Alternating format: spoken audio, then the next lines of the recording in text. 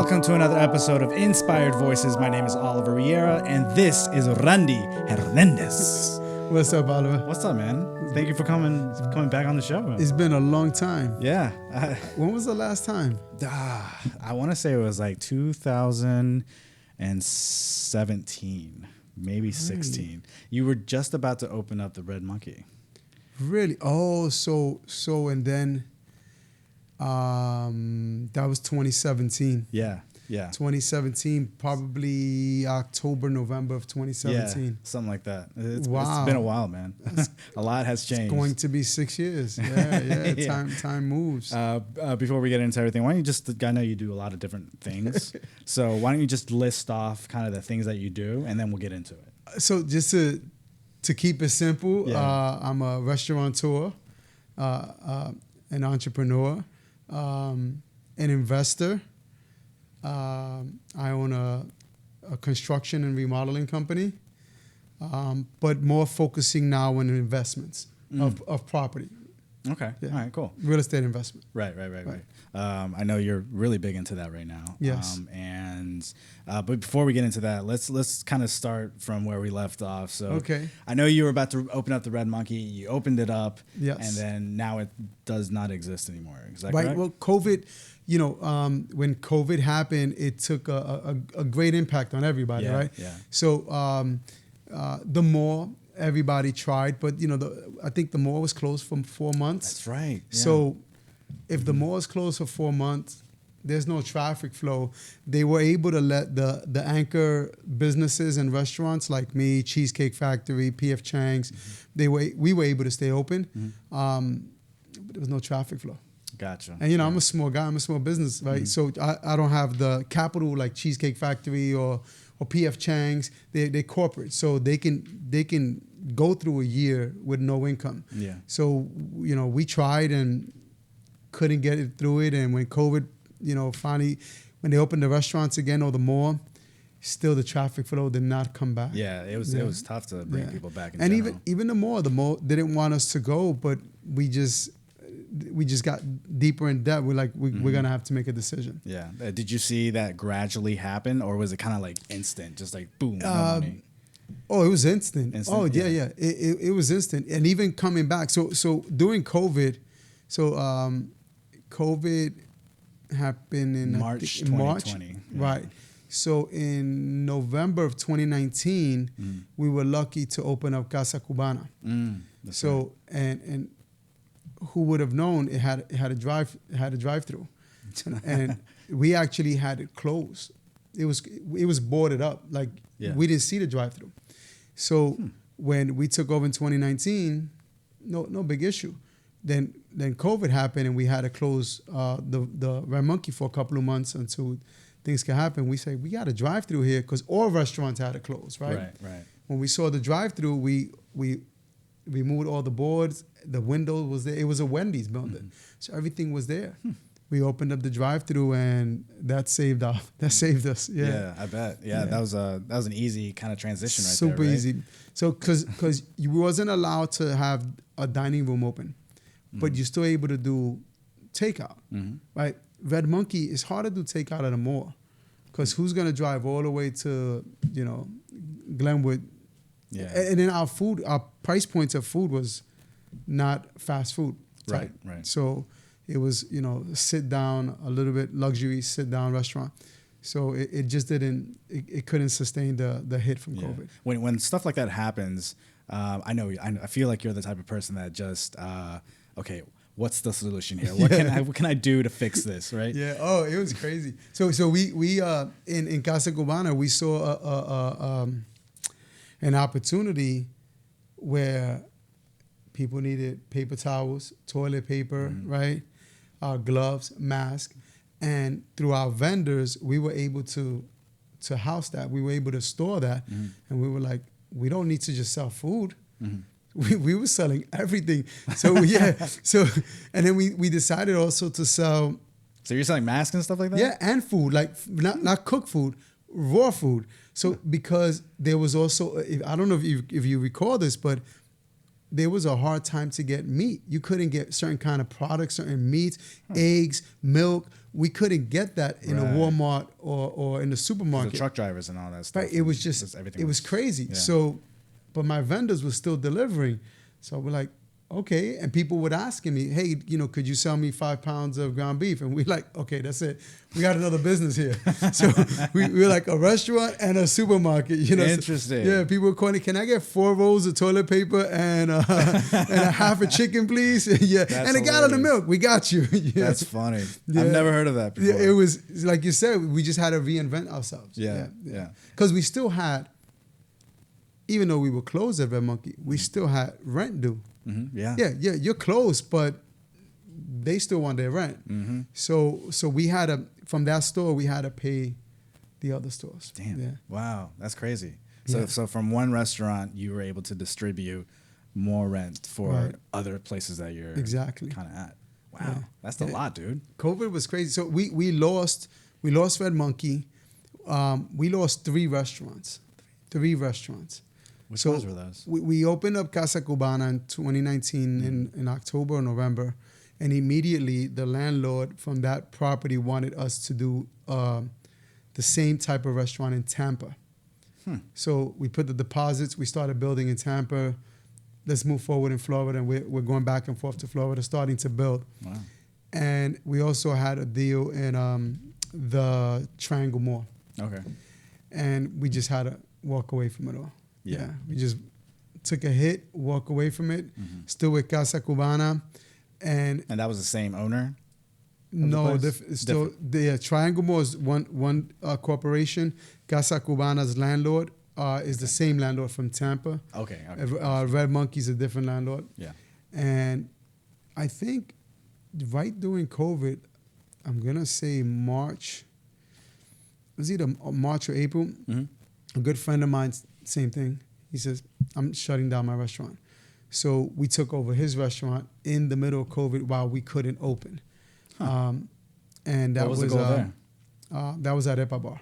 Okay. Yeah, that's a cute Colombian restaurant. Yeah. So we took over that restaurant, and that one is a very successful restaurant. Mm-hmm. It's doing really well. So you kept like the same concept of everything? So every restaurant has a different concept. Red Monkey was Puerto Rican, Arepa Bar's Colombian, Casa Cubana's Cuban. Yeah, and then we had a lease that we had started at the Triangle Mall for 2 locations. One is Lechon, and that's a Puerto Rican and Peruvian restaurant. The other one, we never got it, off the ground. Gotcha. Okay. Wow. Okay. Yeah, there was a lot happening during COVID. Yeah. A lot happening. Did you see, and when did you start seeing like an upside? Was it like a year later? It had to be at least a year later, So right? Casa Cubana did really well during COVID. Right. It did really, really well. And if you think about it, I think a lot of restaurants are going to operate the way Casa was operating at that time. Was it profitable? Very profitable, because we had... Like even when you were paying out the other restaurants? The Casa was profitable because it had debt for the other restaurant. That's not the reason why, right? So the restaurant was profitable, but we were losing money because we had to help out other restaurants. Right. But Casa Cubana, if you think about it, was only drive-through, right? So we had 1 or 2 people in the front answering phones, putting in the ticket, 1 cook, no dishwasher, no bartender, nobody to clean the restaurant, no host, no lights are on. So our electricity is lower, our staff is lower, right? We're just operating off it to go. So our revenues dropped a little bit, but our overhead dropped significantly. So even the lights, everything, water, everything just reduced. So we had a cleaning company, right, that would come out and they clean the bathrooms 3 times a week. Don't need that anymore. Oh, really? Oh, yeah, that's right. Yeah. Who's using the bathrooms? Just staff. So staff, you clean the bathrooms, right? We had, 2 full-time dishwashers. Don't need that no more. The cook and our prep, look, we got to get creative. You guys want a job? Then we got to do dishes together. Yeah. So, and that's how we got through the COVID. Wow. Yeah, so the Casa was always profitable. Yeah. Red Monkey, when the mall opened and the traffic flow was coming, people had a hard time still adapting to the change, right? But we still had to wear a mask, right? We still had people were wearing gloves. It was still a lot of uncertainties to be in a sit-down environment. And then there was the social distancing, right? So it was every other table. Yeah, which lose money off. So of it, you're losing money. There's only a certain amount of seats that you can fill. Right. But Red Monkey just never saw it. Yeah. It didn't bounce back. What happens when a restaurant closes like that? Like, you pretty much have to liquidate everything, right? Yeah, you liquidate everything. Damn. Yeah. So we were fortunate that we had other restaurants that we were in the process of opening and making moves, like Arepa Bar and El Lechon. So we moved some of the stuff into those restaurants. We sold some stuff, and then we lost a good portion of restaurants. When you liquidate like that with the restaurant, does that in a way help you kind of pay the last bill kind of thing? Really. No, because typically, so a restaurant is worse than a car, right? When you buy a car, it completely depreciates, right? When you take it out the lot. Well, yeah. Well, when you buy any piece of equipment from a restaurant, it like significantly like depreciates. Yeah, as soon as you take it out the door, let's say it was a refrigerator, you spent $6,000, probably $2,000 you're gonna get for it. Because who's gonna want to buy it, right? You know, so it's especially if you have an experienced restaurateur, he's not gonna give you dollar for dollar. He's gonna give you pennies on the dollar. So you know your restaurant, when you buy a restaurant or when somebody sells a restaurant, it's really not about what's in the restaurant. It's really based on the traffic flow, the reputation, the name that was developing, the branding that was behind the restaurant. That's what you're selling, because everything else is pennies on the dollar. Yeah. Wow, that's interesting. Yeah, it was a crazy time. Yeah. So where do you see the restaurant business going from here? So yesterday we went to and I've seen this a lot. We went to I think it's called K-Pops. It's like a Asian, where you cook the food in front of you. So simple. You walk in, they sit you down. Kind of like Kanki kind of thing? Yeah, but you cooking yourself. Oh, so they that's cook right. Yeah, like Korean barbecue or something. Korean barbecue. That's it. That's actually what it is. Sorry, it is Korean barbecue. Yeah. So you're cooking it yourself. So you sit down. But this one was really cool because they had a laptop. An iPad. You order the meats. Yeah. It comes out in seconds. No server. You order your drink. Comes right out. You got to stand up, get your own silverware, plates, sauces. You sit down. You cook your own food. So they're minimizing how much staff they have in the kitchen. Yeah. The kitchen is where the bulk of the money, that's where your dollar is, right? Because the servers work off of tips. So that's always going to stay the same. They work off of what we give them, right? Right. The where you spend your money in a restaurant is your preps, your kitchen, your dishwasher. But if you don't, they're not cooking. You're cooking. Yeah. So they don't need cooks. They just need a prep or two. Right. So you don't need to hire, let's back up. Casa Cubana. Yeah. I need to hire a chef.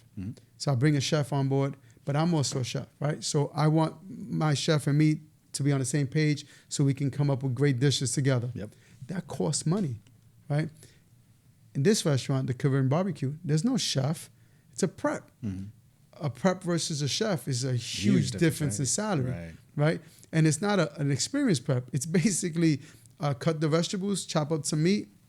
That's it. And that's it. Make it look nice.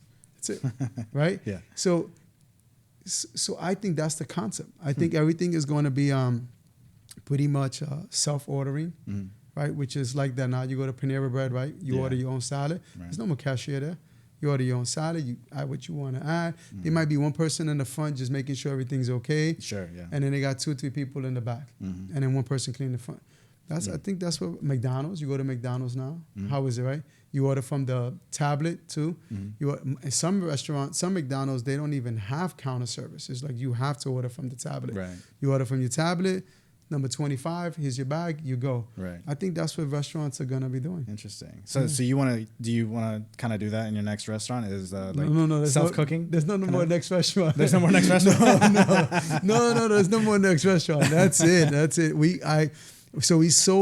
We sold all the restaurants. Wow. Okay. Even Casa Cubana? So Casa Cubana, there's a great owner there, a great family that took over. Sold at Arepa Bar. Arepa Bar belonged to my girlfriend, so she sold it. Great family running that. We also owned another restaurant. It was called Masa. Sold that as well. Lechon, sold it to my partners. Oh, really? Backed out of there. So the only restaurant that we have was Empanada Factory, which belongs to my daughter and her husband. And they sold it. Ah. They sold it to a pastor Yeah. who did an amazing job in 2 weeks. I mean, I've never seen this kind of volume. But I think, he's a pastor, so he's talking on TV. Right. He tells his followers he's opening a restaurant. There was buses of people coming. So he didn't really do anything different? He changed the whole concept. Oh, he changed the whole concept. Fried chicken, fried shrimp, and... Is it still called the Empanada Factory? Or? No, so he changed the whole name. The whole name, everything. And after 2 weeks, he gave her back the keys and said, I can't do this and be a pastor. Damn. Because the volume that he had was incredible. I've never seen So I'm getting out of the restaurant business. Yeah. I started immediately talking. I said, I might want to do something with you. I think we can franchise this concept because what you're doing is amazing. I can't. It's just too much. Yeah. Wow. So he was lucky. You don't get that. Yeah. But listen, we're in North Carolina. We're in Raleigh. We're gonna get a restaurant that just is very simple. It's fried chicken, fried fish, fried shrimp. And it comes with its sides. You don't have no options of sides. It comes with a coleslaw, bread, and I forgot whatever the other side is. Sure. That's it. It's simple. You walk in, it's 3 items. Yeah. Yeah. And I feel like the simpler it is, the easier everything is. How simple it is. It's 3 items, and then you have the option of doing a 2 combo or 3 combo, and you're out the door. No fountain soda. 3 different types of canned soda and bottled water. Grab and go. And that's what he was doing. I think it was a great concept. Yeah. So I see these restaurants with like 5 pages of menus. I'm like, how do you keep up with everything like that? It's too much prep, too much people in the kitchen. Yeah. You always keep it simple. Keep it simple. So what made you want to sell it? Everything, just get out of the restaurant business in general. So was there like a particular time? Like, okay, I think now is Yeah, I think what happened is also, the COVID thing, a lot of people got comfortable staying home. Many people got comfortable staying at home. So everybody's suffering, trying to get employees. Everybody. I don't care. You tell me, it doesn't matter the business. Doctors, airline, supermarkets, construction companies, real estate everybody's suffering with trying to get staff. Yeah. Restaurant is, you can't get staff. So now here we are trying to get staff, and the only way we could get staff is we pay top dollar. Right. So now I got to pay top dollar to get staff, right? Food is going up, right? So food is through the roof. It's actually double. Some of the meat, some of the protein has tripled. Right. You used to be able to get a ground beef for maybe $1.40 a pound. Ground beef is like $3.50 a pound. Damn. Right. So you got meat going up. You have salaries going up. Right. Customers they don't want to pay more for their food. Yeah, they want it to be the same. Right. Yeah. So, but you got both of these factors are going up. So what happens to the profit for the owner? It starts to diminish. Yeah. So we were hoping that, and still till today, COVID has been over for over a year probably, right? Everybody's still having a hard time trying to get employees. Yeah. And you see Sheetz is paying, I just saw a sign, it's $18 an hour, $19.50 overnight. They're still suffering to get employees, right? Yeah. Walmart, I think, is over $20 an hour for the overnight shift, and it's $18 for a regular shift, right? It's still nobody wants to come out to work. So as time was going on, I'm like, I'm having, and not only that, but those that do want to work, you can't tell them anything. So if you say, Oliver, you was 10 minutes late. You're gonna reprimand me? I quit. Yeah. And that's what was happening. So now you can't even talk to your staff or let alone say, hey, we don't allow phones in the restaurant. Then I quit. Right. So at what point you stop lowering your standard, right? So we keep lowering our standard. Right, you know what? Let them use the phone when they're not dealing with a table. Right. It was only 10 minutes late, right? Yeah. They did a no call, no show Friday, right? Yeah, they left early today. Yeah. And it's just so, how much of that before you say, because then you let them go and then you can't get a replacement for them. Right. So we found ourselves as owners, and I'm not afraid of work, that's what I do, but now I'm cooking, right? Yeah, I saw you at one point. You were cooking. You were doing these and this. Right, and I'm this. cooking. I'm doing dishes. I'm operating the front. I'm answering phone calls. I'm hostessing. I'm scared. And the staff is just not performing. So you remove staff and you bring new staff. And it was just the same vicious cycle. And one of the things about me, I've always been in construction. So everybody that's been around my circle that are in construction are like, hey, Randy, you need to come back into the building industry, and you know it really well. You got to see what's happening in the market. Was that someone specifically that kind of a bunch brought of you people in? that I know? Okay. So gotcha. so one my brother Eric, who's my partner in this business, he's like, you have to get your feet back in it, and I'm like, I don't want to do it. I've been doing that for 20 years. I don't want to do construction. Was it the labor part of it that you didn't want to do, or the? No, I wasn't gonna do the labor. I was gonna I was gonna get guys, but why weren't you kind of into it? So I did it for so long in New York, and I wanted a break from it, and I came from New York to North Carolina to do restaurants. Right. So I felt in my mind, it was a kind of step backwards, I guess. Yeah. I already like did you already that. Graduated. I already did that, right? So, and I've done it for so long, I don't want to do it again. And my girlfriend had a leak in her house, so she needed some work done. And we're meeting with trades, and as I'm meeting with the guys, I'm like, this is crazy. First of all, the price points that they're charging, the service that we're getting it's horrible. There's definitely room for me to get into this market. So we would get contractors that would come in, look at the leak in the ceiling, immediately just throw a crazy number out. Yeah. And I'm like, so what does that include? Well, I'm gonna fix this. That's not how you do a proposal. Like, what do you mean you're just gonna fix this? I need to know what you're gonna do. A lot of people would say that you're paying for the experience. Yeah, but what are you doing? Right. So what I want to know is, are you gonna sheetrock? Are you gonna paint? Are you gonna frame? Are you gonna re-insulate? Are you painting the whole room, half the room? What are we doing here, right? So, and some of them were just sending a text. Because we were getting proposals, and that's how this all started. So a contractor would come in and be like, all right, I'll send you a proposal. What's your email? 3 minutes later, I'll get a text. Hey, this is John that was just there. I can do the whole job for you, whatever. I'm like, that's not even professional. Yeah. Right? It seems a little disorganized right there. Yes, yeah. So I met with some friends that are, some contractor friends, and they were telling me their numbers and what they're doing and how busy and how they forget about jobs, how overwhelmed they are, how they can't get staff, how they have to turn down jobs. And I'm like, this is whatever. I can't believe this, right? Yeah. So I met with some people, and one lady said, hey, Randy, I got some work for you. Do you want to look at these houses? Looked at it with my brother, and we're like, yeah, you know what? Let's do it. So I physically went in because I didn't have a team. Right. Now I'm doing it with my brother, hands-on, right? Right. And when we finished the job, she gave us a few more jobs. Then I met with a broker, and the broker started giving me work, and we were like, we need to hire people. So it was but I'm in the restaurant, so I got one foot in the restaurant. I got my toe, let's say, in the construction. Yeah. And then the work was just pouring in, and everybody was basically, it was the same thing. We don't meet contractors like you that they come out to the house, they look at the job, they give us a proposal, they follow up, they email us. They basically, some contractors are, send me a picture of what you want me to do, I'll give you a proposal. How do you? I'm a hands-on guy. I need to go. I need to see. I need to. Yeah, I gotta visualize the whole picture, right? Yeah, you're not seeing the whole picture.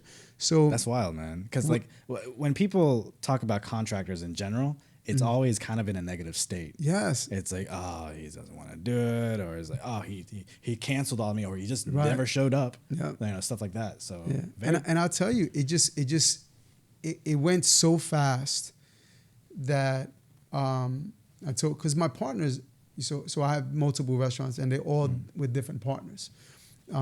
Some is with my girlfriend, some are with my family, my daughter and her husband. Some are with all of us. Some is with another partner.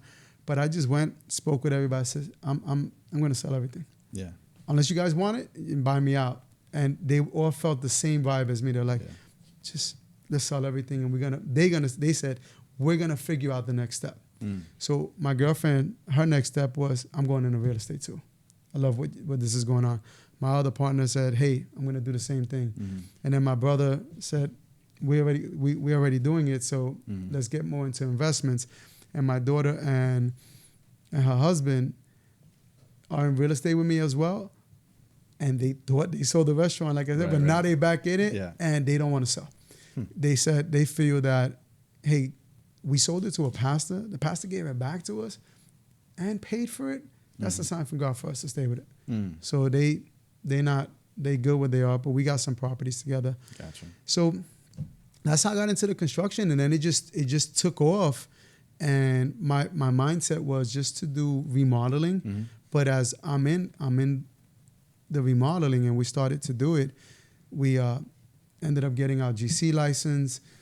We started doing some investment, general contractor license. Okay, gotcha. Then we started getting some property, and we're gonna Airbnb. My brother got some property in Puerto Rico. We're gonna Airbnb that property out. Nice. We got some property here. We flipped it. It worked out well. We bought some other property. We flipped it. It worked out well. And now we're gonna go into Airbnb. So we're still doing the remodeling, but a lot of our focus is more into the investment and building a portfolio of property. So with the remodeling, Right. You saw a problem with the contractors, right? Yes. So how was the business model then? Because like my first thought was like, okay, you're gonna start this remodeling business and you're gonna kind of hire contractors to come in and it's gonna be organized. You're gonna be like kind of freelancers for you, right? Like subbing it out. You mean? Yeah, subbing it out. So what we did was in the beginning we had to sub stuff out because I had no team, and same problem in the restaurant, recruiting people, or people think that they worth a certain amount of money and they have no knowledge, and they felt entitled to that because before COVID happened, the real estate market was fire. It was insane. Yeah. I mean, you put a house on the market within an hour, sold. You know, you had and I'm not sure if you know anything about real estate, but you put a house on the market, right? You have to put a due diligence, a deposit, so that you can secure your offer, right? Right. Before COVID happened, they were leaving due diligence $10,000, $15,000, $20,000. Insane due diligence because the market was on fire. Damn. Right? That was the time for me to go into it. Not now, I got into it in the wrong time, but that was the time to get into the real estate market. Yeah.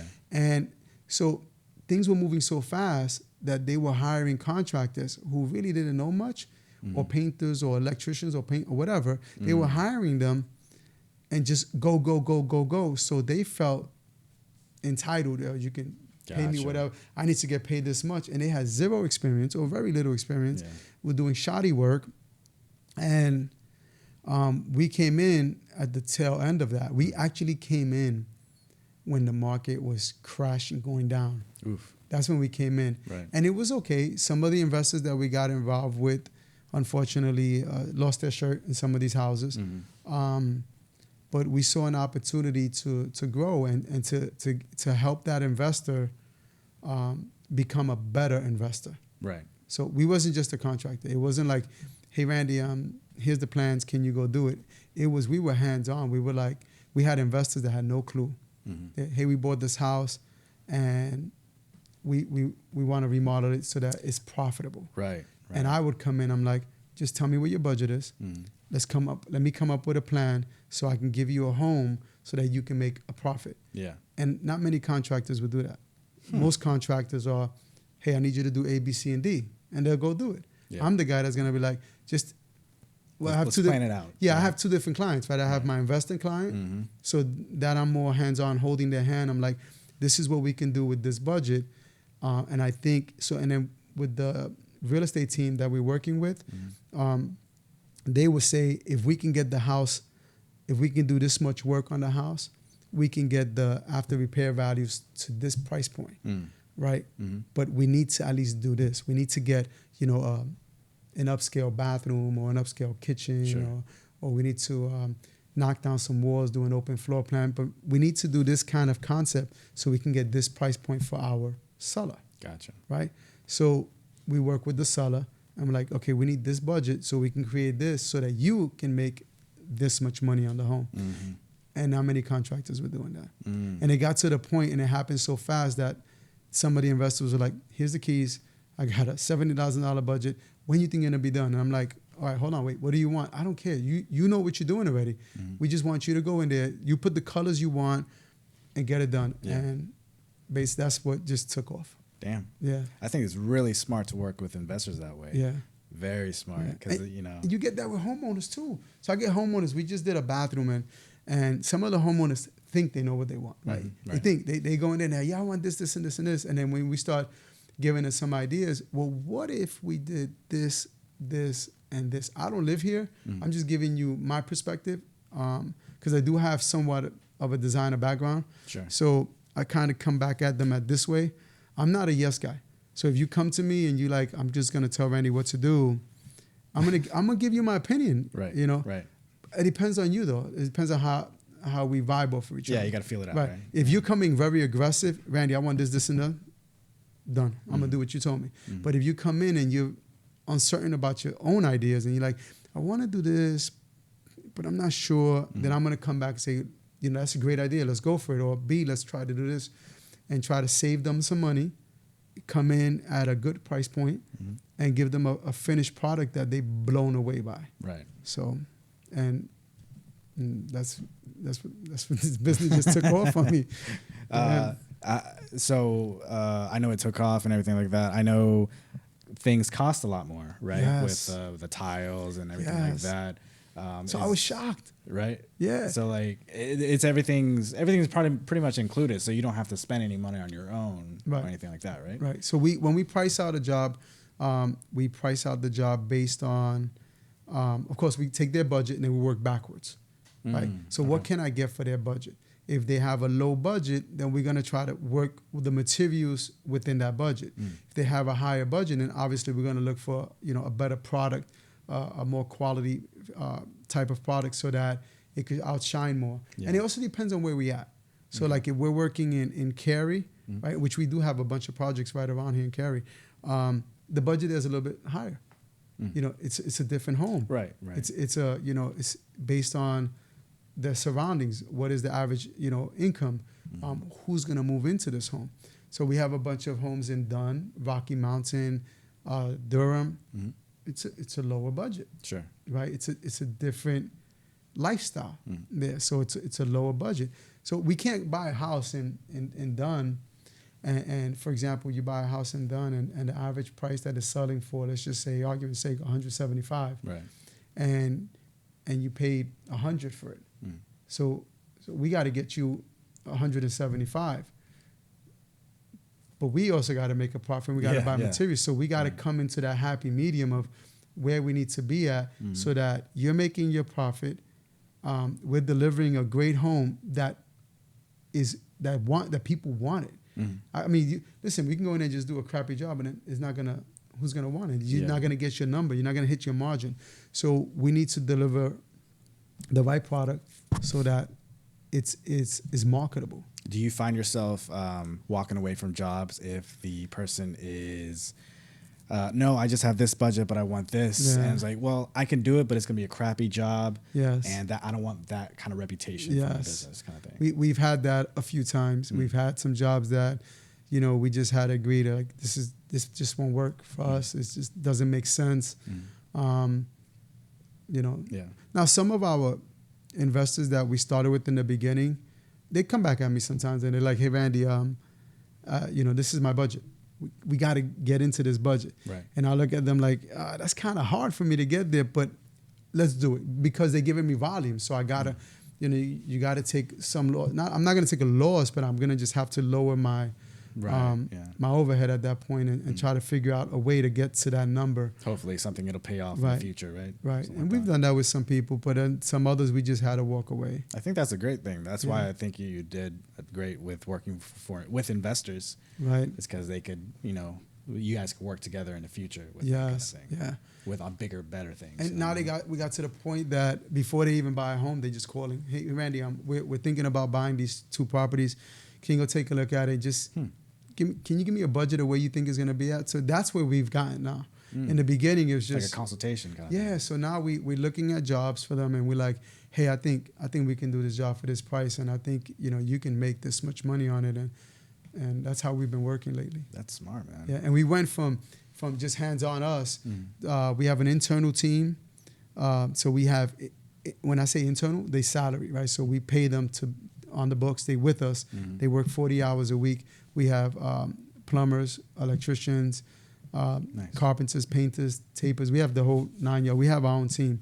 But when we sometimes we take on jobs that are more than what we can do, or if we're like stretch thin. yes, and then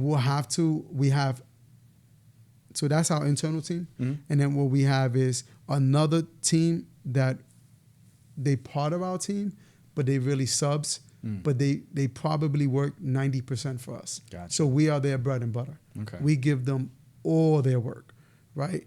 And so even though they're not on my salary, like they're not on my 40-hour schedule list with the guys, I feel they are, because when I call them, they there. Right. They there. I say, hey, I need you to be here tomorrow. They there tomorrow.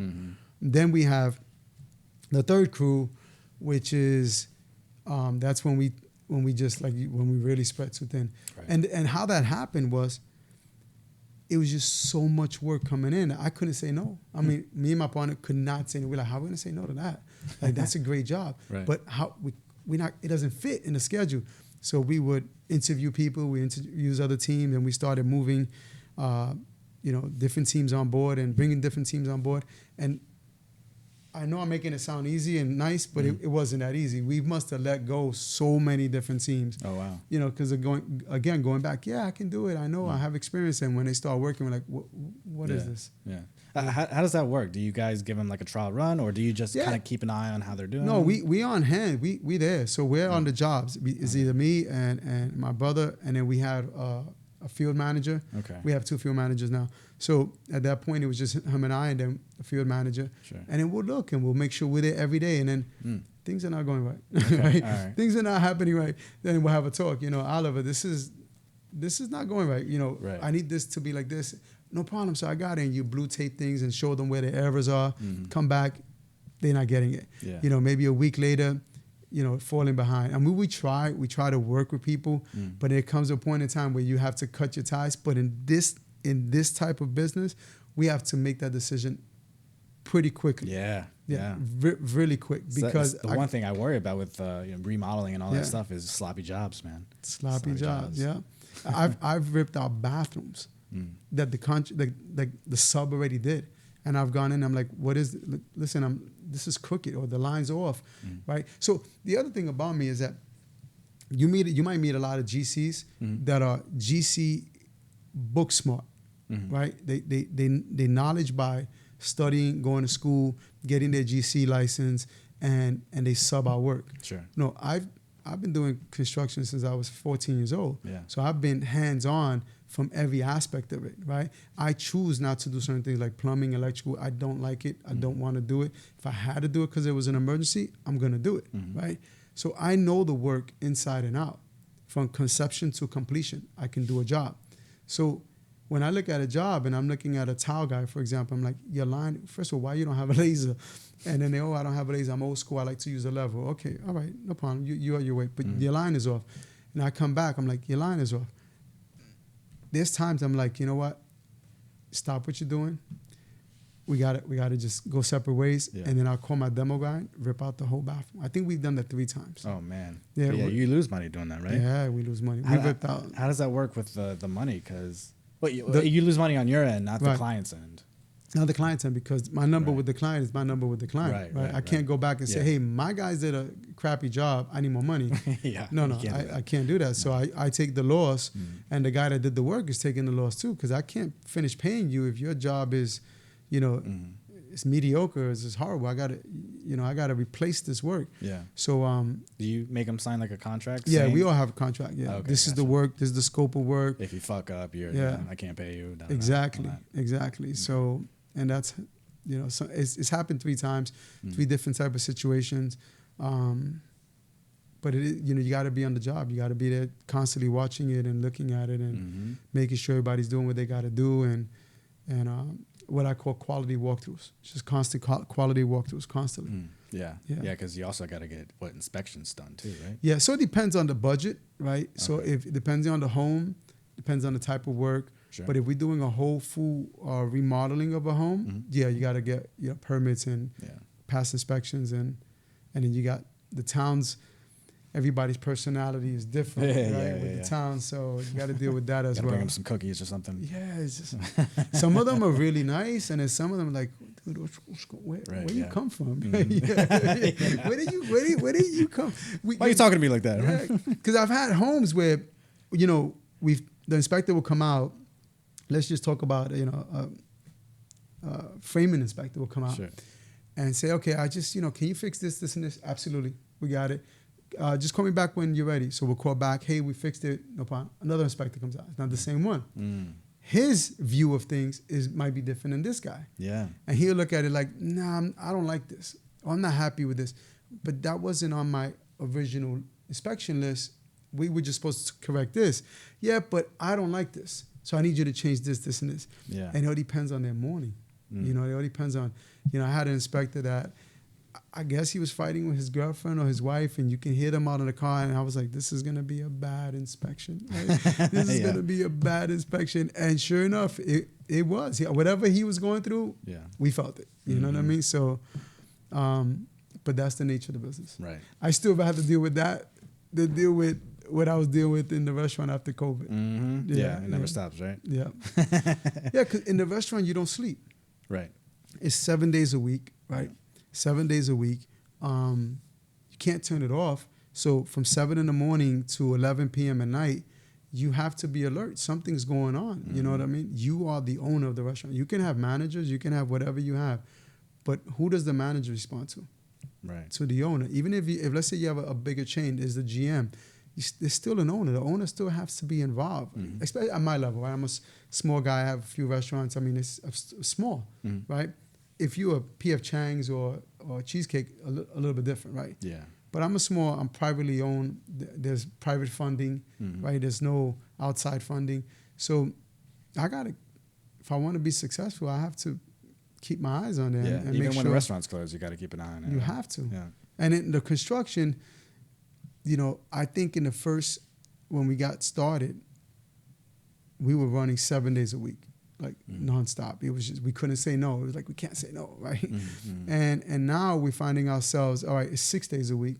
We're trying to really take that balance of having that Sunday or everybody's off. Unless we are pressed for time, we're behind on the job.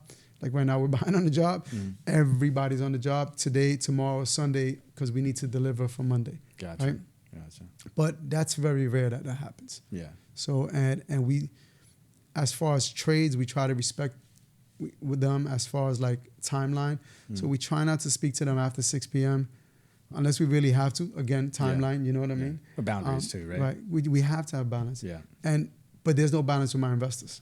Right. That's an open door. Yeah. So, and I get that, like 11 o'clock at night. Hey, Randy, I got a house. Can you come look at it? I'm like, it's 11 o'clock at night, and it's an hour and a half away. Yeah, but I want to close tomorrow. Is there any way?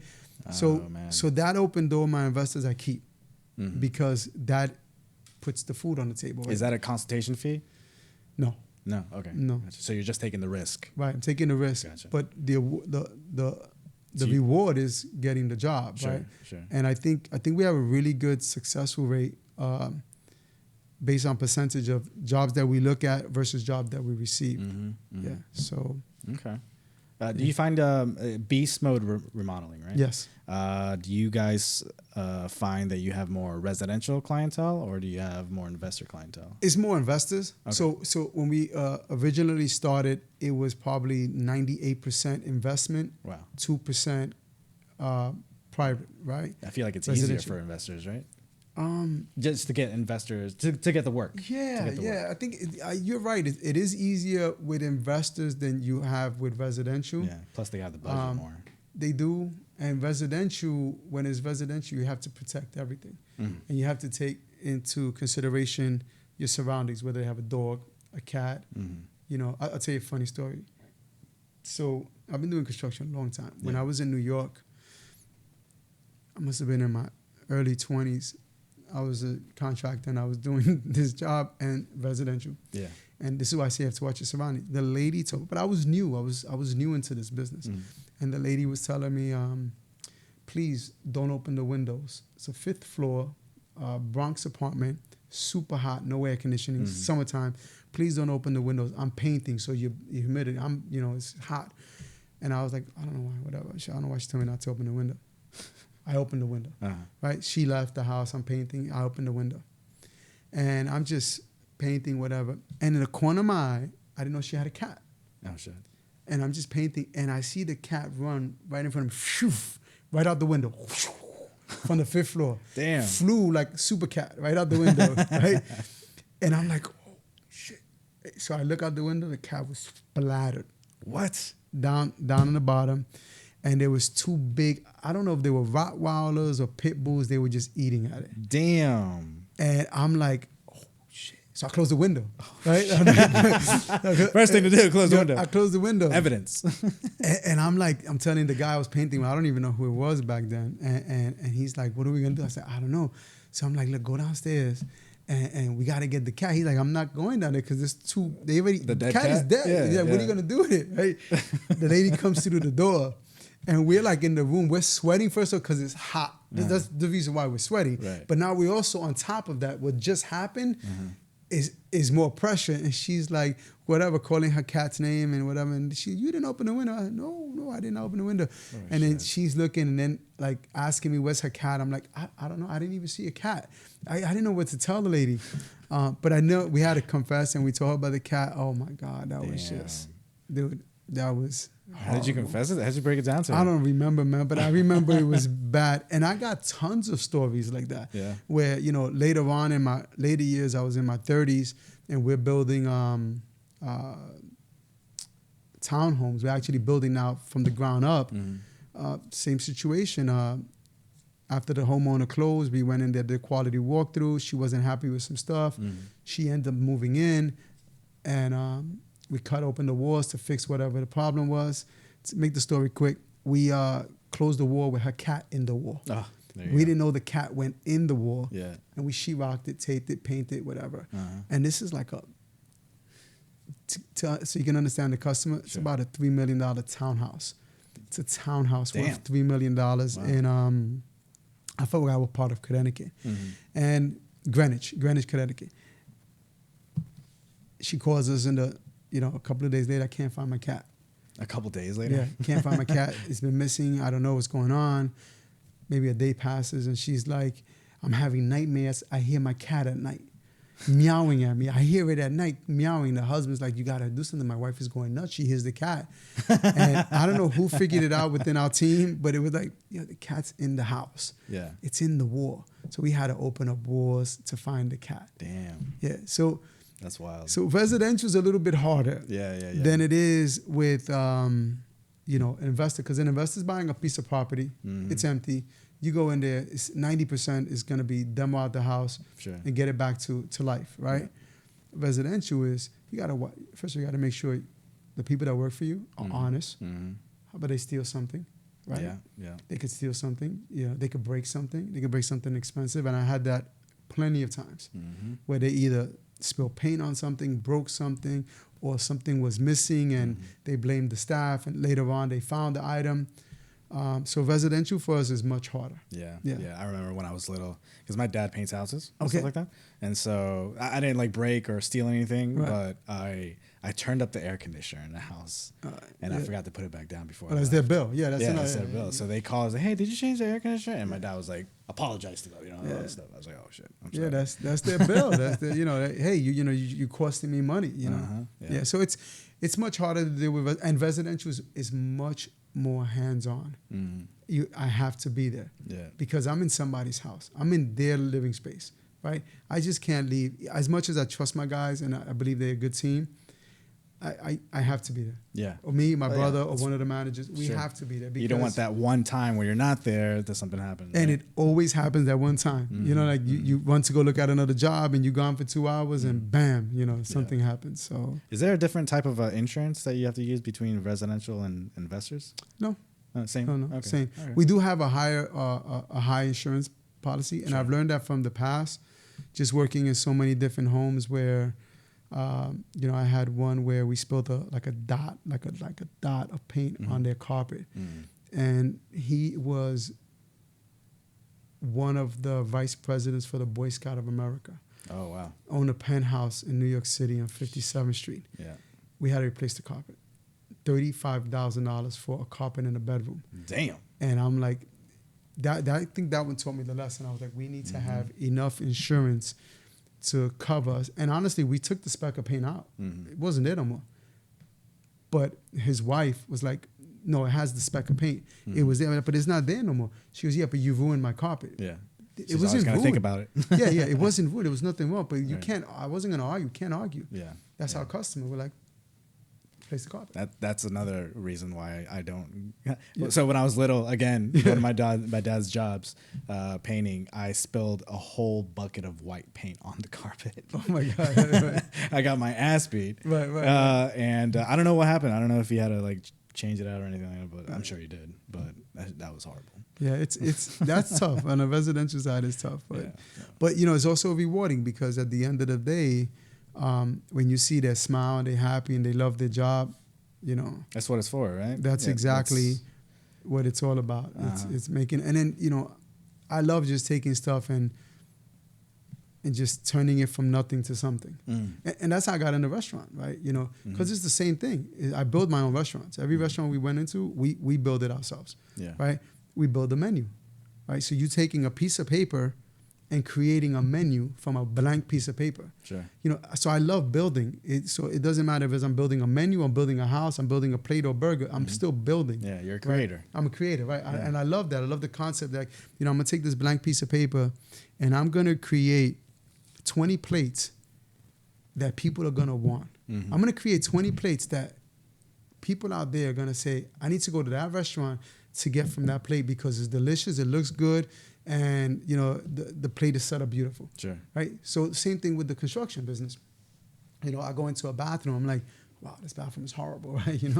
And I'm like, I'm gonna make this bathroom so beautiful that customer's gonna want to show it off. They're gonna want to send pictures to their whole family. When you come to their house, can you come look at my master? I want to show you what they did, right? Yeah. That's what I love. That's what I love to do. I love to build things, and I love that I take great pride in what I do, so I want the customer to feel my pride. And I want them to show it off and feel grateful and be like, wow, this is amazing. Yeah. That's awesome, man. Yeah, so I've always been into building, man. It seems like you got an eye for it. I mean, I've seen the pictures, I've seen the videos. Oh, yeah. It's amazing work. It's crazy. Some of the stuff I am actually surprised at. Like, damn, that came out really good. Yeah. But I mean, it's a lot of years of doing it. It's, a lot of experience. Like you said, when you first started with your dad, right, you spilled a gallon of paint. Yeah. Well, how I got into construction, I was 14 going on 15. I met this girl, my wife, or my ex-wife, right? The mother of my two children. Right. And she's like, listen, if you want to be with me, you need to find a job, right? And I'm like going to be 15, like, wait, hold on, right? So she gets me a job with this guy that in her building painting. So he said, and I'm a person, I'm a very aggressive person, right? So if I don't know something, I'm still going to tell you I know because I want to get things done. So he asked me, do I know how to paint? I said, yeah, I know how to paint. I never painted in my life. So he goes, okay, cool. I want you to meet my boss. Boss tells me, I need you to paint this apartment. Start whatever day, whatever it was, start on that day. Everything's in the house. Just go and paint. One color, same color, everything. Great, I got it. I go in there, I'm like, oh, this is easy. Put the paint in the roller, start painting. Painted the whole house. Well, he failed to tell me, but because I was too anxious to say that I know what I'm doing, I never covered the floors. Oh, shit. And it was just finished. It just finished being stripped, clear coat, brand new oak flooring, right? Brand new hardwood oak flooring. You didn't notice the splatters? I painted the whole house. Paint was all over the floors. I had more paint on me than the paint was on the walls. Damn. There was paint all over my face. I never did it before. Right. He walked in. I thought that man was going to have a heart attack. When you finished, you were like, I was proud. Yeah, I did a good job. And he immediately fired me. Like no pay. Yeah. Just get out. Yeah. So like, I don't know, a couple of days later, whatever, he's like, look, I'm going to give you, he called me, he was Irish. So he called me little lad. Come here, little lad, right? I'm going to teach you how to paint. And he taught me. He was like, you know, you got to put drop cloths down. You know, you got to do this, you got to do that. Yep. And he taught me, and it got to the point that he didn't know how to read or write. So he'll get these jobs, and he's like, Randy, can you read the contract? And I'll read it, and I'm like, yeah, this is what you need to do, and this is the deposit they want to give you. And he's like, yeah, can you sign it for me? And so I became his right hand on the administrative side. Yeah. But I also was learning how to do construction work. And then he got me to the point that I would put in bids for him. Yeah. So I started learning. And after a couple of years, I started seeing some of his proposals. I'm doing the proposal. I'm like, wait a minute, hold on. You're going to die when I tell you this. This is probably going to shout out how old I am, right? Yeah. I'm like, wait a minute. You're going to make $8,000 on this job, right? And we're talking, this is over 30 years ago, right? And you're paying me $35 a day. That's how much I was making. $35, and you getting paid $8,000 for this job. And it's taking me maybe a week to do it. So I'm making $175. You're spending maybe $400 on material, and you're making this much money? I was like, I need to do this on my own. So I started doing it on my own. So instead of bringing it up, you decided just to do it. Oh, yeah. Well, I asked him for my money. I think he got me like $50 a day. Oh. And then he had some other Irish guys that was on the team. So let's think about this. This was 30 years ago. Right. And those Irish guys, true carpenters, they used to work for the Waldorf Astoria, like hard-working carpenters, super experienced in the union. They were making $200 a day. 30 years ago. I got guys today making $200 a day. This is 30 years ago making $200 a day. So for me, $200 a day, back then I was like, oh my God, they rich. Right? I need to be like them. So he got me to $50 a day, but I'm working with the Irish guys. They're teaching me things that he couldn't teach me. He's only basic stuff. They teaching me carpentry, how to miter, how to put base, how to do real, bathroom tile work.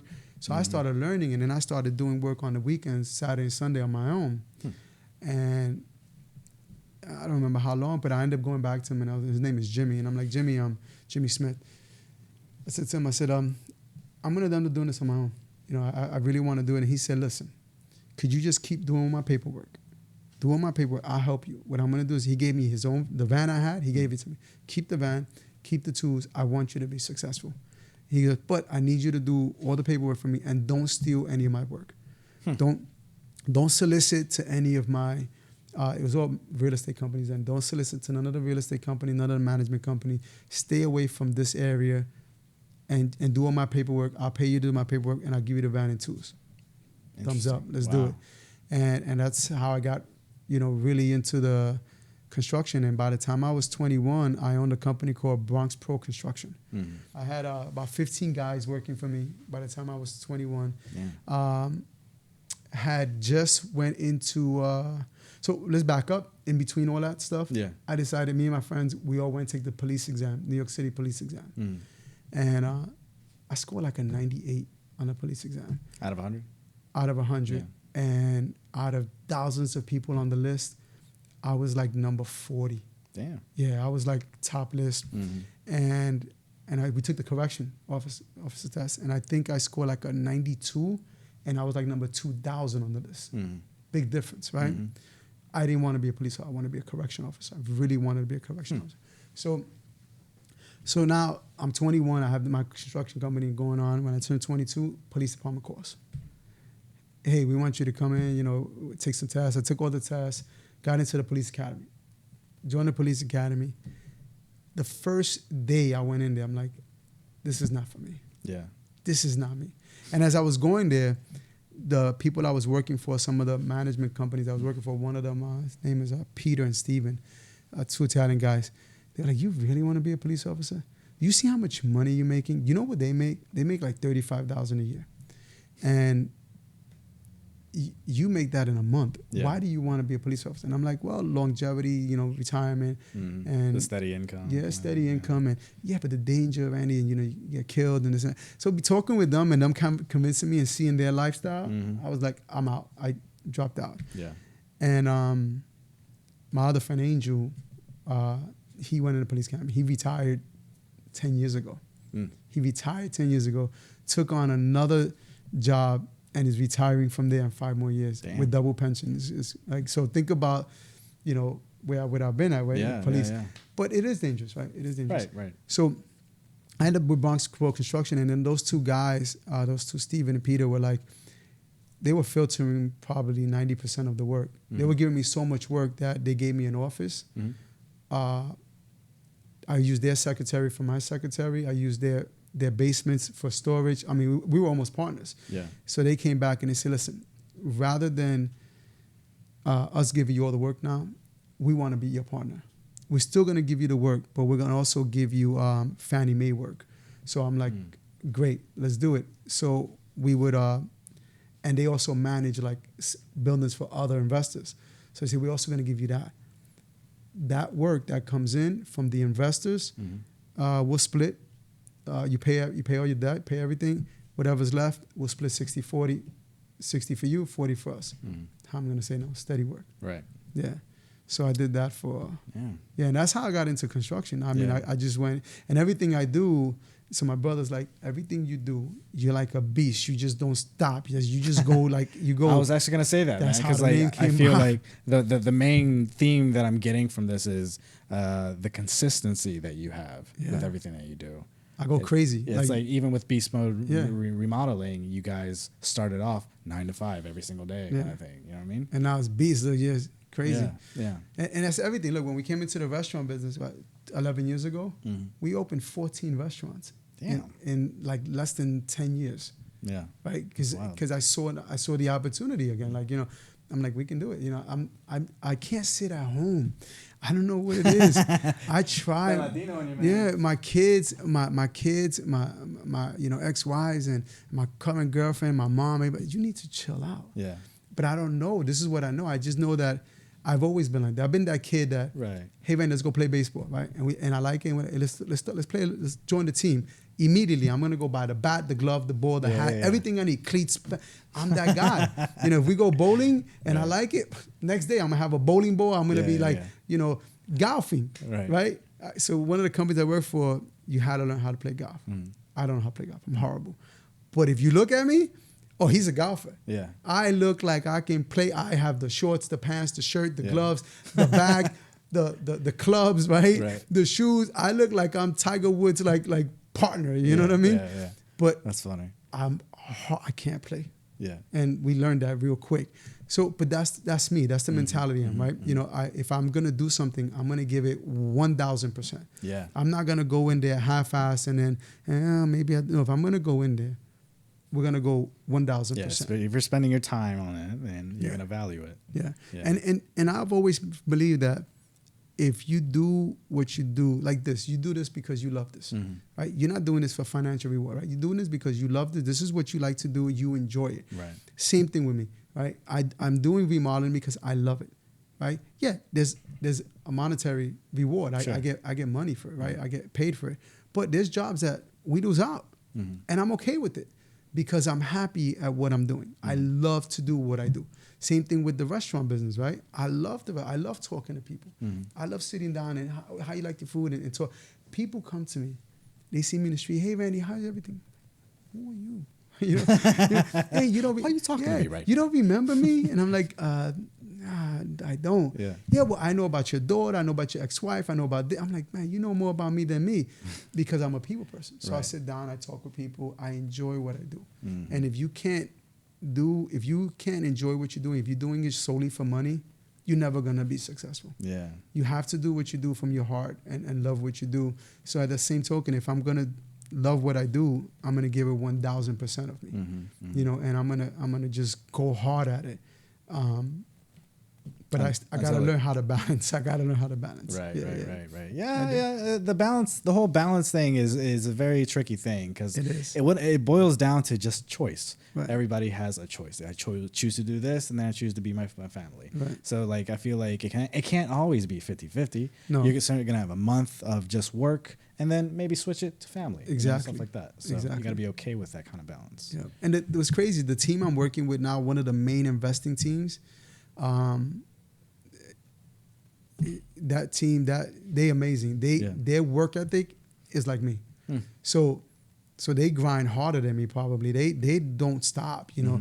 And if makes you want to grind harder. yeah, right? yeah, because here I am running 1,000 miles an hour, and then I might have, you know, I think last month we had 22 projects at the same time. Yeah. And wait, scattered. We were in Cary, Virginia, Lake Gaston, Littleton, Oxford, Roxborough, Durham, Dunn, Rocky Mountains. That's scattered. Like Yeah. you're not talking like in one area, right? Because that's easy if it's in one area. We were branched out everywhere, and I'm like, I got like 22 projects, but she got 60 projects, and she doesn't have this many people. Like, so I look at that and I'm like, you know what? It just motivates me even harder because if she's running 50 to 60 different projects in different homes, then I need to be like that. You know what I mean? Yeah. Then I got to work just as hard. You look about you look at like what she's doing and what can you take from her and Right. And we all learn off of each other. You know, we all have different experiences. You know, I do bring a lot to the table from, and I've been lucky in all these years working with a lot of really knowledgeable, experienced people. Yeah. I've done projects for seems Trump. like it. I've done projects for Trump damn. way before Trump. I've done one of his golf course in Briar Creek. Gotcha. We've done projects for, we worked with, I can't even remember the name. I'm so bad right now with name. But it seems like what I'm getting from you is that consistency of work led you to grow in order for people to look at you and say that, oh, he's actually doing something. Yeah. Let me work with him. And then that puts you even because we're making things happen. Yeah. Right. We're making things happen. We're getting positive reviews, you know, positive feedback. But I think the most thing that they see is that I'm there on the job. You know, I'm with them. You know, I'm holding their hand. I'm constant feedback. My phone does not stop. I'm constantly updating people and like, hey, by the way, just heads up today, this is what's happening in your home. You know, or if they don't hear me in 2 or 3 days, hey, this is what's going on, or this is when your inspection is happening, or whatever. And every night, listen, every night, without fail, I write a get shit done list. Yeah. It's every night, a GSD list. It's every night. I don't go to bed because I can't go to bed. Because if I go to bed without that list, my mind is telling me, what time do I get up? I don't know what I'm doing tomorrow. Do I get up early? I need to know what my list is for tomorrow. So my whole day is already scheduled. You know, so my whole day, like today I had to be here, right? So I'm going back to the gym, right? So I'm up. I want to be in the gym at 6 o'clock in the morning. Because for me to be here at 10, I want to be in the gym at 6, right? So I get to the gym, I'm back home by 7. I'm working from 7 to, 8:30 because I knew there's things I had to do. My whole day is planned. The whole day is planned. I know exactly what I'm doing. And there's times that I didn't do that, get shit done list, I'm disoriented. Yeah.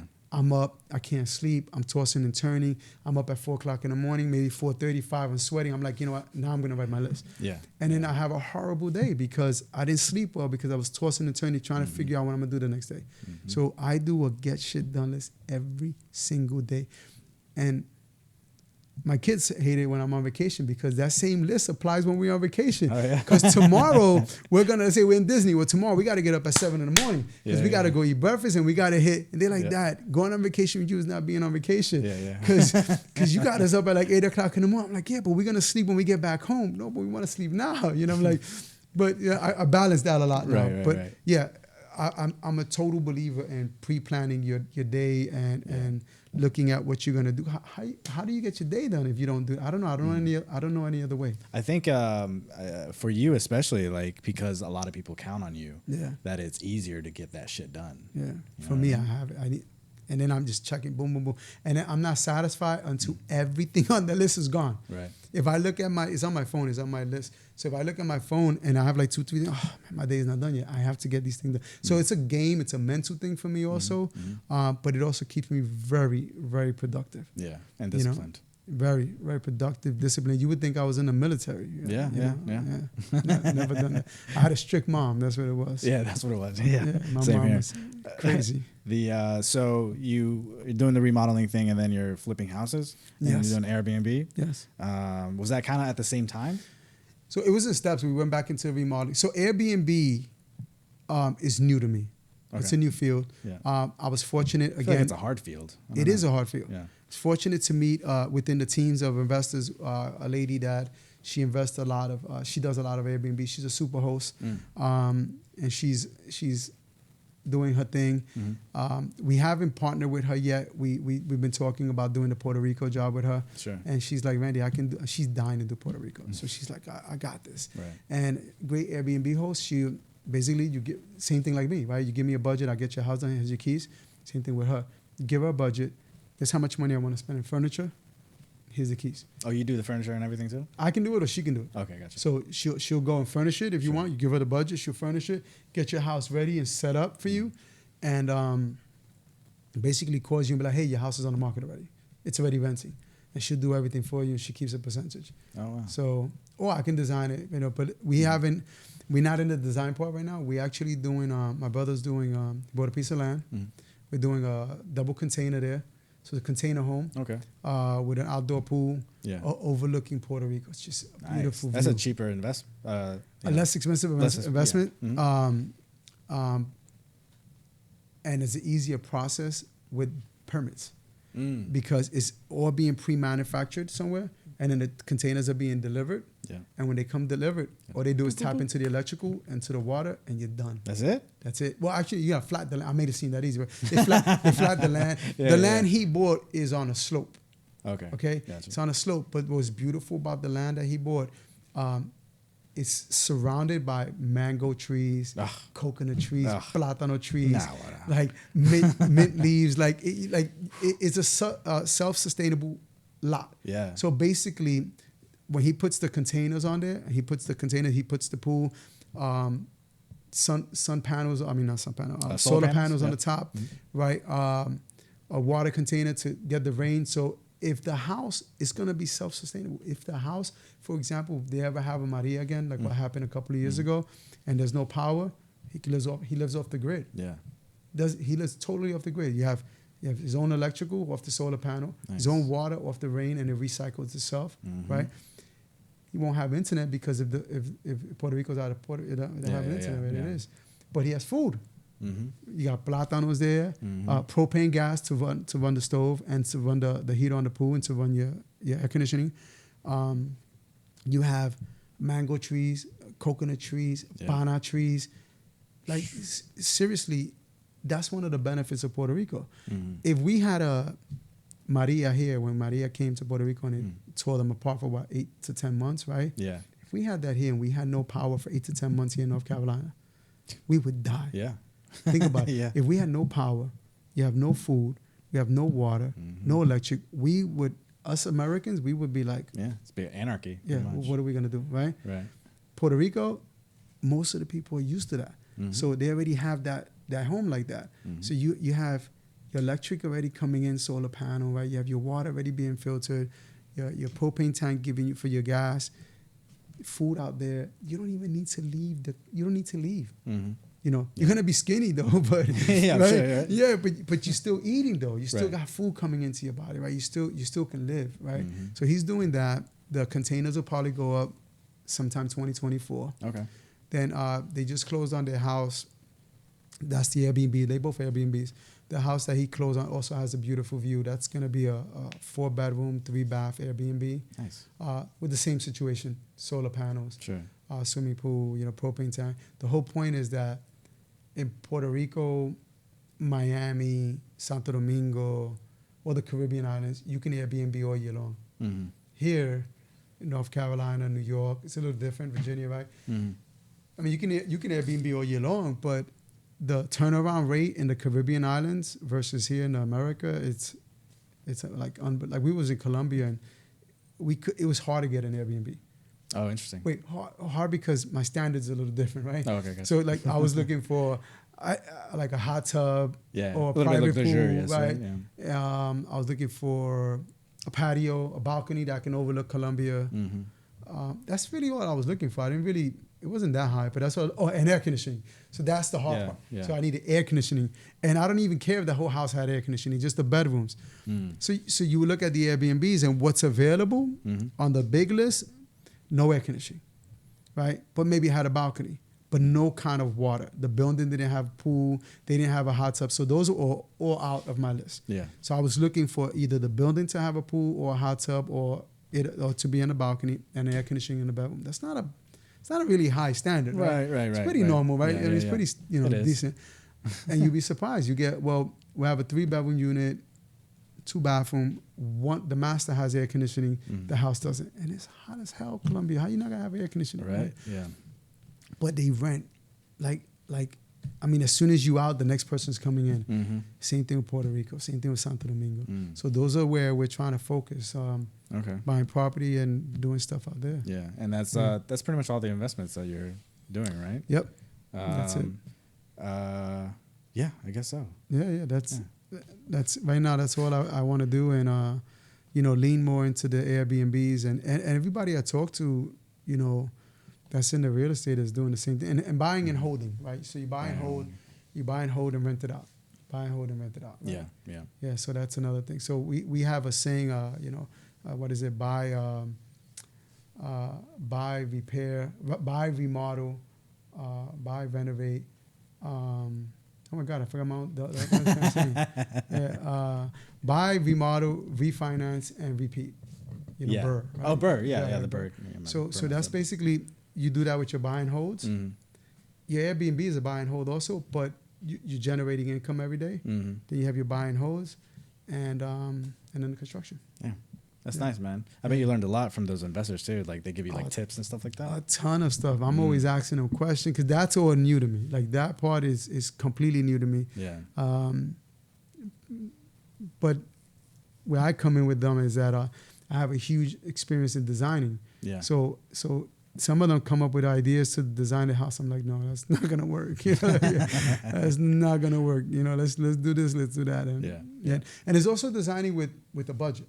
Right. Because listen, it's a big difference. Yeah. Anybody can come in and be like, I'm going to take this room and put $100,000 into it. It's going to look crazy, right? Mm-hmm. Well, I can say I'm going to come in here and put $10,000 in it. What am I going to do with the $10,000 that I can make it look just as good, right? Mm-hmm. So it's designing with numbers, right? You got to come in fair too. Right? So sure, yeah.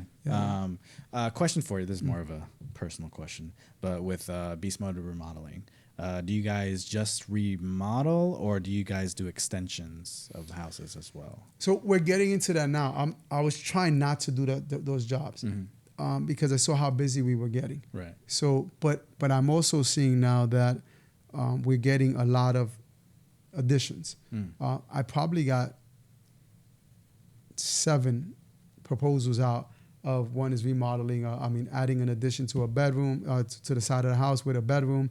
Have another one that we just gave this one up actually. This was, she wanted an addition to add 30% more to her home. And it was just too far out in Virginia, the distance to get there and the type of job that it would take me 6-7 months to finish it. And so we had to give that up. Gotcha. So we're meeting up with so in the last year or so, we end up teaming up with other GCs that are just like us, but strictly do additions. Okay. So we're going to partner with them. We're going to do our first project, hopefully in the next couple of weeks. We'll start our first project. I'm going to see how it works out with them. And if it works out, that's an avenue we're going to go. Sure. But I don't think that's an avenue I'm going to do in-house right now. Okay. I think that's an avenue I'm teaming up with another GC. Between him and I, we'll broker the deal together.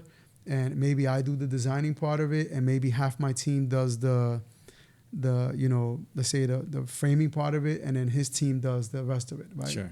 So that's not really subbing the work out. That's just brokering it together as a like partnership. Yeah, that's what we're doing. So it is no impact on the customer. The number's the number. We just come up with the number, and then between him and I, we'll figure out, how. So it's the same thing with me and my brother. My brother owns a flooring company. Okay. So Eric owns a flooring company, and we just brokered the deals together. Nice. So 95% of our jobs have flooring. Nice. Right. So so everyone needs a floor. We bring in his team to do the flooring. We pay his team out, right? And then we it still doesn't impact the customer. Yeah. See, a lot of customers think, oh, you're subbing the job, so that's more money, and I make I got to pay you more money. Right. Because if you're managing the GC, you have to make money too, right? Right. So, how when we do a job like that, we we work it into our numbers. Yeah. So we both, try to come to a medium to be happy. Mm-hmm. You know what I mean? Yeah, and make sure the customer's happy. That Because makes I can't sense. come into a job and let's say $100,000 job and be like, it's 180. Like, Wait, what? Oh, no. yeah, like, what's wrong with you, right? So we have to be within the market. Mm-hmm. We have to be, compatible. Right. I have to be compatible to everybody else. I mean, I think we're slightly a little bit higher simply because of the services that we offer. Mm-hmm. We do have a lot more services than the average contracting company. Sure. You guys seem to be a little bit more organized than. No, I'm not experienced with Right. other companies, but I'm not sure if it's like organized. I think we have a lot more to offer. okay. We have a lot more to offer. We're just not the regular GC guy that you just hire and we do what you tell us and we move forward. Yeah. I think we come on board and we're helping you design, and like I said, we're designing and we're finishing the job all the way through and within a timely manner. Mm-hmm. Sometimes you get to hiccups and you can't meet their deadlines. Right. But those are far from happening. Right. So, Right. Yeah. Man, I appreciate you coming by. Yeah, I love this. Man. This is awesome. Maybe in the next 7 years you'll come back and Be like, I'm not doing construction. What we should have done, we should have talked. We could have put videos of some of the jobs. Oh yeah, that's true. Yeah. Because we have so many jobs. It's just Right. that some of them we look at and like it just came out, beautiful. Yeah. Yeah. And the team, and the team is learning too. Mm-hmm. So one thing I learned that the guys that we were working with, a lot of them are cookie cutters. So they used to just doing this, and this, right? They go into a house, it's pretty much standard, flat white ceiling, a linen white on the wall, semi on the trim, right? And same thing with the towels in the bathroom. They used to it, and we're coming in, we're like, hold on. Let's do this. Let's try doing this color on the walls. Let's change the color of the doors. What do you mean? Why we gotta paint the doors white? Right. Everybody has I know, right? Interior apartments, right? Interior homes. If you go to any house, I bet you go to 99 houses, you and I right now, the doors are all white. Yeah. There'll be that one house that you walk in and the doors are gray. Yeah. Or the doors are black. So much right? better. Yeah. It looks just different. So we are I think we're kind of changing the path a little bit, or creating a new path of doing things that nobody else has done. Yeah. More creative. Creative, right? Yeah. So we just did a bathroom, and the lady had no idea, and I didn't tell her. And you didn't tell her you were doing it? No, I didn't tell her what I was going to do. A surprise. Gotcha. So we had everything outlined, and this was at my course now. I took her whole niche inside the shower, two niches, and I put LED lights behind the tile to light it up. I didn't tell her, and then I ended up, at the end, she was like surprised. She said, "Oh my God, how much more is it going to cost?" I said, "No, I'm not charging. I just wanted." What I was doing was I was testing out the electrical, and I was testing to see how we're going to get this. How's the workflow going to be on this? How much time is going to take me to get this done? And the team never done it before. Yeah. But they were all excited to do it. And they're like, "Wow, this came out amazing." I'm like, "Well, this is what we have. This is who we are. We have to be different. We have to be creative." That's like the right word you use, creative. We have to be creative. We can't just do the normal stuff. Yeah. If everybody's using the toilet that they get from Lowe's and Home Depot, I don't want that toilet. Right. I want to figure out how I can get a different toilet, a European toilet or something, a one piece or just different. Yeah. So because one of the investors, she's very, she's an artist. She loves to draw. She loves to do stuff. I did a house for her. We go in there as we're finishing the house, and we're so proud of this house. It's an all-black house. Yeah. She went in and did graffiti all over the walls. I'm like, what the hell? I'm looking at her, what's wrong with you? And when she finished, the graffiti really looked amazing. She sold the house within a week. Wow. To somebody else who's an artist who likes that kind of stuff, right? So why not do it, if we're going to do another house like that, why not have her take the toilet, and draw all over it, and then coat it and just be different than somebody else. So that's what we're trying to do. I'm just trying to be different, and I'm always getting ideas, and sometimes I don't sleep, and the next day I come in, my staff is like, "Oh man, this is gonna be a nightmare." You guys take pictures. Make sure you take pictures after the work and everything like that. Yeah, and what's funny is that the same thing in the restaurant. So I will go travel, and I come back home. Let's say wherever I come back, and the staff hate it. The restaurant staff oh my God, Randy went on vacation again. He's out of town. Because they already knew when I came back. Today we're gonna do a triple burger. Oh, right. And this is how it's Come gonna with be. ideas. Yeah, we're gonna do like the chuleta cancan that we used to have. Yeah. We're gonna stand it up. How are you gonna stand it up? I don't know, but we got to get this to stand up. Yeah. And Chopsticks. and so I had to get the chuleta cancan stand up and the fish standing up. I had what do you call it? An iron guy make like a long stick, like a pig. Yeah. And I had them build 30 of them and weld it and got it treated so it can hold food. And I'm like, we're gonna get this meat to stand up, right? So, but that's the creative part of me. I'm like, we're gonna figure things out to be different than everybody else. Yeah. I like that. So man. that's what we're doing now. All right. Keep doing you, man. It's working out. It's panning out. Thank you. I can't wait to see what happens in the next 20 years. I don't know. I have a feeling that I'll be in Puerto Rico. Yeah, I know. I feel like you're just going to be strictly an investor. Everyone's going to do the work. And then you're just gonna consult, be a business consultant. Probably.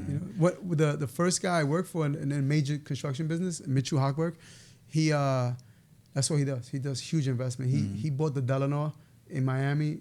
I actually did the project management for him there.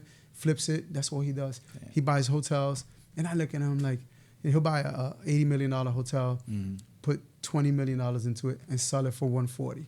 Within the same year. Wow. So his numbers, we're talking, this is a huge number. So this is what I see, and he has zero knowledge of construction. Zero. He's like, Randy, I don't know nothing. That's why I hire you guys. I don't know nothing about construction. I'm a lawyer that has money. That's what I am. I know the law, and I know how to acquire the property, and I know the laws behind it. You guys got to figure out everything else. That's why you guys are my team, right? So I get that, and he's my huge mentor. I mean, I see him and he can't stand Trump. Right. So that's his competitor. Yeah. And his but at the same token, Trump, look at how much property Trump has in New York City. Right? And he doesn't know shit either about construction. That's why he has us, right? We come in there and we do stuff. But these guys, this is what they do. They go out there and they'll buy a building and they look at the building, and the building is the best way to buy the building is when the building is, or a mall, is when it has more vacancies and distress than it does occupancies, right? So you go into a Triangle Mall. They bought it, they sold it like 3 times. Yeah. Why? Because perfect time to buy it. It has maybe 30% of it is empty, vacant. So somebody looks at it and like, 30% vacant. Let me buy it. Let me get those 30% occupied. Get living tenants in there. Drive traffic. Flip the mall when it only has maybe 3% occupancy, right? Same thing with a building. You buy a building the same way. And you look at it, you're like, the building has, it's half empty. So we're going to go in there. We're going to fix up all these apartments. We're going to get them, occupied. Then we're going to flip the building. Yeah. So same thing with a hotel, and I see that, and I know that I'm just not there yet, right? Right. These guys are on a different playing field than I am, but that's the knowledge I have. I'm sitting on these tables with these guys, and they're talking about buying a $200 million building. I'm like, one of the buildings they bought before I came out here was a $1 billion deal, $1 billion deal. Wow. It's called the Manhattan House Conversion. If you look it up. Manhattan House Conversion. They bought it for $1 billion. It was one of the biggest conversions from co-ops to condo. I ran that whole project. Damn. 5 buildings from the floor up. Yeah. Right? Took it from co-op, unfortunately, telling people, buying them out of their co-op. Sure. Right? So we buy them out for maybe $200,000 out of their co-op. Taking that $200,000 co-op that we just paid, put maybe another $400,000 into it, selling it for maybe $2 million. Damn. Yeah, you just run these numbers and imagine it's 5 buildings, 30 stories up each building. And I see these numbers and I see this and I'm like, I'm running these projects. I just don't have that capital to do what they're doing, right. Well, I thought, the capital, when it comes to capital, you just borrow, right? Yeah, but you gotta have the credentials to borrow that kind of money. Yeah, right? Of course, right? You can't just get $1 billion, right? I need $1 billion. I just need $1 billion. But man, that's just the purchase, and that's not even the repairs. But then I see how the repairs go. So they bought it for $1 billion, and it had maybe 20 something stores retail on the bottom, and then it had a garage. Immediately they sell the garage. So they don't own the garage. They immediately sell the garage to one of the biggest parking companies in New York City, and they sell it for like maybe $15, $20 million, immediately generating cash flow. Damn. Right. Okay. So now they got cash flow to start their projects. They start selling, start renting all the stores. They don't sell the store, they rent the stores. But they start renting all the stores, immediate cash flow. They assess the property in the building, start getting all their income from all the units. Then they say, which out of these empty units, which ones we can get the best bang for? Penthouse. What's empty in the penthouse? Let's start doing the penthouse. And I see how they do this. And they don't recruit buyers from New York City. Yeah. Their buyers are not from New York City. Their buyers are from Venezuela, from Hawaii, from Spain, right? From China, right? That's where their buyers are from. So they have a marketing team, and they go out there and they look for their buyers. And this is the knowledge. This is stuff that I learned. And I'm watching this, and I'm like, I can do this stuff. Yeah. I just got to get there. Yeah. But and then something happened, clicked in me, and was like, I don't want to do this anymore. I want to do restaurants. Right. And then I took a 10-year freeze, you know what I mean? So, but I'm back and doing what I'm doing. Yeah, you're back and with more knowledge in your tool belt. Yeah. So getting stuff done, man. Yes, sir. Yes, sir. Well, I'm gonna let you go. I know you got things to do. Yes, thank you. Thank you for having me. Pleasure. Yes. Yeah, so, yeah. All right. Until again. Thank you, bud. Yeah, man. Take care. Cuídase.